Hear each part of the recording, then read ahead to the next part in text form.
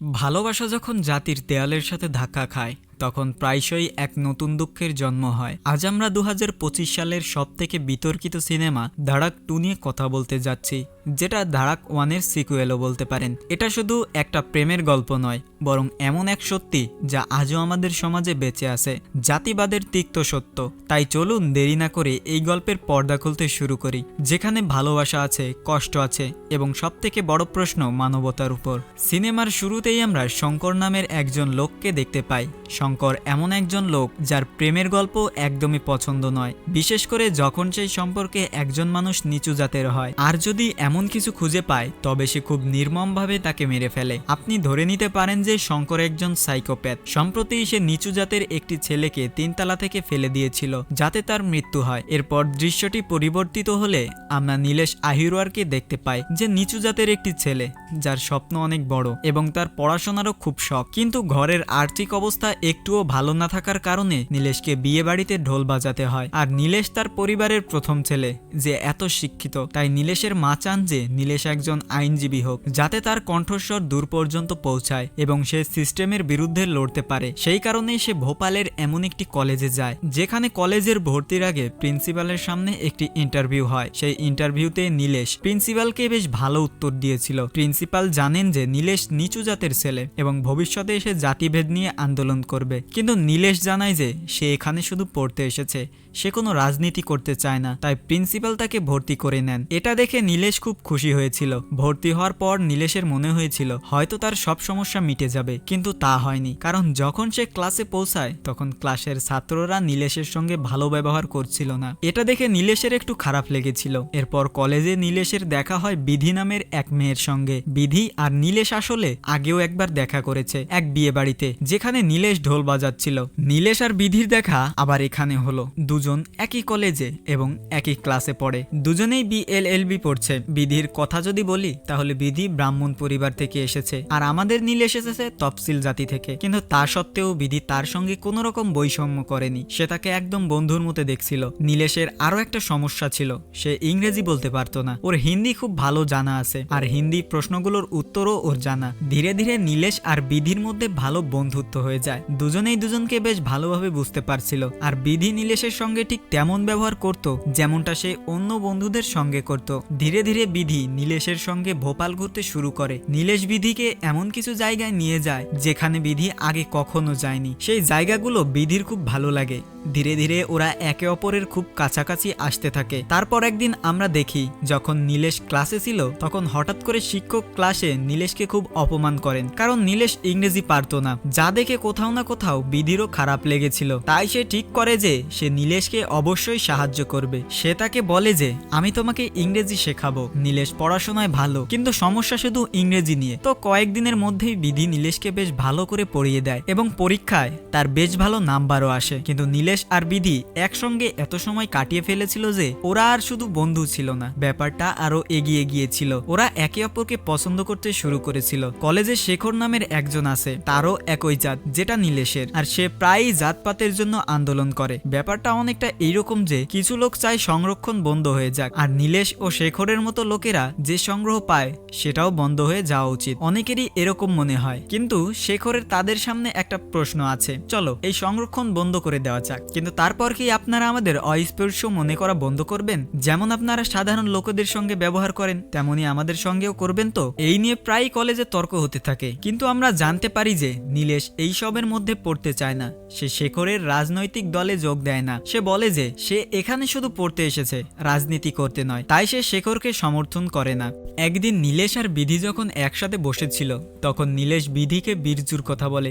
বীরজু আসলে নীলেশের কুকুর ছিল, কিন্তু একদিন উঁচু জাতের কিছু লোক তার কুকুরটিকে রেল লাইনে বেঁধে দেয় যাতে তার নির্মমভাবে মৃত্যু হয়। নীলেশ বীরজুকে বাঁচাতে পারেনি, উল্টে সেই উঁচু জাতের লোকেরা নীলেশ আর তার বন্ধুদের ফাঁসিয়ে দিয়েছিল।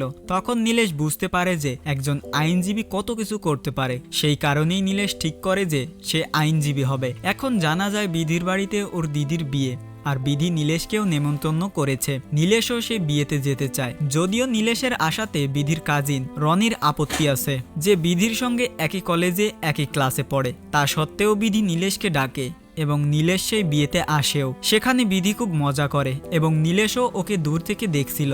কিন্তু কোথাও না কোথাও এইসব জিনিস বিধির বাবা লক্ষ্য করছিলেন। তাই তিনি নীলেশকে চুপচাপ নিজের কাছে ডাকেন। তিনি বলেন, আমি জানি যে তোমরা দুজন একসাথে পড়ো, আর আমি এটাও জানি যে তুমি বিধিকে পছন্দ করো। বিধির বাবা এই কথাগুলো বলছিলেন তখনই রনি তার অনেক বন্ধুদের সাথে এখানে পৌঁছায়। তারা নীলেশকে খুব নির্মমভাবে মারে, এমনকি তার উপর থুতুও ফেলে। এইসব দেখে নীলেশ খুব ভয় পেয়ে যায়। ওর মুখে এমন ভয় ছিল যা কেউ দেখতে চায় না। নীলেশকে স্পষ্ট করে জানিয়ে দেওয়া হয় ও যেন বিধির থেকে দূরে থাকে। যদিও কে বিধির আশেপাশেও দেখা যায় তবে ওরা তাকে মেরে ফেলবে। তখন নীলেশও তাই করে, সে বিধির আশেপাশেও যায় না। বিধি তাকে কয়েকবার ফোন করার চেষ্টা করে কিন্তু নীলেশ ফোনও ধরে না। সে অনেক দিন পর্যন্ত কলেজেও যায় না আর বিধির সঙ্গে কথাও বলে না। এইসব দেখে একদিন বিধি নীলেশের বাড়িতে চলে যায়। সে বলে, তুমি আমার ফোন ধরছিলে না কেন? বিয়ের পর থেকে একদিনও কথা বলনি, তুমি আমাকে এড়িয়ে যাচ্ছ। তখন নীলেশ বলে, আমাদের দুজনের জগৎ একেবারে আলাদা। আমার জগৎ বস্তি থেকে শুরু হয়ে বস্তিতেই শেষ হবে। আমরা নিচু জাতের মানুষ, যাদের কেউ সম্মান করে না। কেউ সাফ সাফাইয়ের কাজ করে তো কেউ আবর্জনা তোলে। আমি কোনো মেয়ের সঙ্গে প্রেম কি করে করি? এরপর কয়েকদিন এভাবেই কেটে যায়। নীলেশ বিধির সঙ্গে একদম কথা বলে না। আসলে নীলেশ বিধিকে পছন্দ করে কিন্তু সে তার সঙ্গে কথা বলতে পারে না, কারণ যদি সে কথা বলে তবে বিধির বাড়ির লোকেরা তাকে মেরে ফেলবে। নীলেশের মনে হয়েছিল যদি সে বিধির থেকে দূরে থাকে তবে সব সমস্যা আপনা আপনি ঠিক হয়ে যাবে, কিন্তু তা হয়নি। কারণ সমস্যা ধীরে ধীরে বাড়তে শুরু করেছিল। কারণ বিধির কাজে রনি এখন কলেজে নীলেশকে বিরক্ত করতে শুরু করেছিল। তাই কলেজের ট্রায়ালের সময় তাদের মধ্যে মারামারি শুরু হয়ে যায়। আর যখন প্রিন্সিপাল স্যার এই কথা জানতে পারেন তখন তিনি তাদের দুজনকে নিজের কাছে ডাকেন এবং বলেন যে তাদের দুজনকে তাদের বাবাকে কলেজে ডাকতে হবে। নীলেশ তো তার বাবাকে ডাকতে চায় না, তাই সে তার এক বন্ধুর বাবাকে কলেজে নিয়ে আসে। নীলেশকে বরখাস্ত করা হয়নি, তবে তাকে সতর্ক করা হয়। রনিকেও সতর্ক করা হয়েছিল, আর সেটাও নীলেশের কারণে। তাই রনি খুব রেগেছিল। নীলেশও ঠিক করে যে সে এভাবে হার মানবে না। একদিন তাদের মধ্যে বেঞ্চে বসা নিয়ে মারামারি হয়, কারণ রনি ও তার লোকেরা রোজ নীলেশকে বিরক্ত করত। তাই এখানে নীলেশ বিধিকে বলে যে আমাদের দুজনের দূরে থাকা ভালো, কারণ এমনিতেই ওর সাথে অনেক সমস্যা আছে। যদি ও কাছে থাকে তবে আরো বেশি সমস্যা হতে পারে। যদিও নীলেশ বিধিকে বিয়ের দিনের ঘটনাটা বলেনি, তবে বিধির খুব ভালো করে জানা ছিল যে সেই রাতে নিশ্চয়ই কিছু হয়েছিল যা নীলেশ বলছিল না। কিন্তু রনি নীলেশকে বিরক্ত করেই যাচ্ছিল। তাই বিধি তার বাড়িতে রনির কথা বলে যে এই ছেলেটা নীলেশকে খুব বেশি বিরক্ত করছে। কিন্তু বিধির বাড়ির লোকেরা তো রনির পক্ষ নিচ্ছিল, কিন্তু বিধি নীলেশের পক্ষ নিচ্ছিল, যা এখানে রনির ভালো লাগেনি। তাই এক রাতে সে তার অনেক বন্ধুদের নিয়ে নীলেশের কাছে পৌঁছে যায়। তারা নীলেশকে খুব মারধর করে, আর যখন তারা তাকে একটি নর্দমায় ফেলতে যাচ্ছিল ঠিক তখনই সেখানে শঙ্কর এসে পৌঁছায়। শঙ্কর এসে সেই লোকগুলোকে খুব মারে এবং সেখান থেকে তাড়িয়ে দেয়। তারপর নীলেশ আর শঙ্কর একসাথে বসে চা খাচ্ছিল, কিন্তু যখন শঙ্কর জানতে পারে যে নীলেশ আসলে নিচু জাতের একটি ছেলে তখন সে চাটা সেখানেই রেখে দেয়, যা থেকে আমরা পরিষ্কার বুঝতে পারি শঙ্কর এই লোকেদের কতটা অপছন্দ করে। কিন্তু এখন সীমা ছাড়িয়ে যাচ্ছিল, কারণ রনি রোজ নীলেশকে বিরক্ত করেই যাচ্ছিল। একদিন তো রনি নীলেশের গায়ে প্রচুর কাদা ছুড়ে মারে। এটা দেখে নীলেশের খুব খারাপ লাগে, কিন্তু যখন বিধি তাকে থামাতে যায় তখন সে বিধিকেও মারার চেষ্টা করে। তখন নীলেশ তার সামনে আসে এবং তার সঙ্গে মারামারি শুরু করে। কিন্তু এই সবকিছু আবার প্রিন্সিপাল স্যার দেখে ফেলেন। তিনি আবার দুজনের বাবাকে কলেজে ডাকেন, কিন্তু এবার নীলেশ বন্ধুর বাবাকে নিয়ে যেতে চায় না, বরং সে তার আসল বাবাকে নিয়ে যাওয়ার কথা ভাবে। আসলে নীলেশের বাবা মেয়েদের পোশাক পরে মঞ্চে নাচেন। যখন তিনি আসেন তখন প্রিন্সিপাল স্যারের কাছে বলেন আমার ছেলের আরেকটা সুযোগ পাওয়া উচিত। এরপর তিনি চলে যান এবং প্রিন্সিপাল স্যার নীলেশের সাথে কথা বলতে শুরু করেন। তিনি তাকে বোঝান যদি তুমি দুটো পথ পাও, মরার আর লড়াই করার, তাহলে সবসময় লড়াই করার পথটা বেছে নেবে। আর নীলেশের বাবা যিনি বাইরে নীলেশের জন্য অপেক্ষা করছিলেন তখন রনি আর তার বন্ধুরা সেখানে আসে। তারা নীলেশের বাবাকে বিরক্ত করতে শুরু করে, এমনকি তারা নীলেশের বাবার সব কাপড় খুলে দেয়। তার খুব খারাপ লাগছিল। কিছুক্ষণ পর নীলেশ সেখানে আসে আর এই সব দেখে তার খুব খারাপ লাগে, কিন্তু সে সেখানে কিছুই করতে পারেনি। এই সব ঘটনার জন্য রনিকে 1 মাসের জন্য বরখাস্ত করা হয়। আর রনির মনে হয় এইসব নীলেশের কারণে হয়েছে। আর যদি এই কথা বাইরে ছড়ায় যে নীলেশ আর বিধি একে অপরকে ভালোবাসে, তাহলে আমাদের সম্মানের কি হবে? তাদের মনে হয় বিধি তাদের সম্মান ডোবাতে চাইছে। বিধি এখানে তার পরিবারের লোকদের সঙ্গে খুব ঝগড়া করে, তাদের বোঝানোর চেষ্টা করে, কিন্তু তার পরিবারের লোকেরা বোঝে না। কয়েকদিন পর আমরা দেখি নীলেশের মনে হয় শেখর যা করছে তা একদম ঠিক করছে, ওর লড়াইয়ে আমারও যোগ দেওয়া উচিত। আর যখন নীলেশ শেখরের ঘরে গেল তখন নীলেশ দেখল শেখর আত্মহত্যা করেছে।